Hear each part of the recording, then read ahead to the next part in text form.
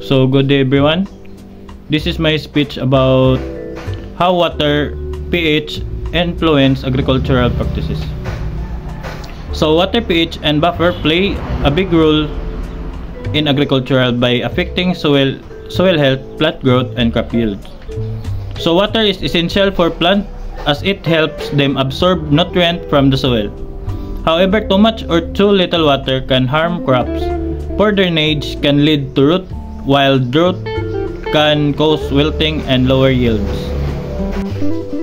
While pH measure how acidic or alkaline the soil is, which affect nutrient availability, most crops grow based in slightly acidic to neutral soil. So neutral soils is 6 to 7 pH. If the soil is too acidic, low pH, important nutrients like phosphorus and calcium become less available. And toxic elements like aluminum can harm plants. If the soil is too alkaline, high pH nutrients like iron and zinc become harder for plants to absorb, leading to deficiencies. So buffer help maintain stable pH in soil and water. They prevent sudden change that could be stress plants.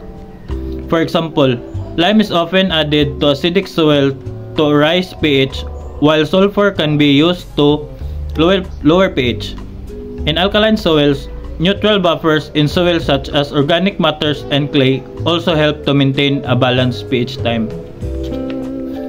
So, farmer must test their soil and water regularly to manage pH and buffers effectively using proper irrigation techniques, adding fertilizer while and adjusting pH when necessary can improve crop health and productivity. By understanding these factors, farmer can also make better decisions for sustainable agriculture. Thank you.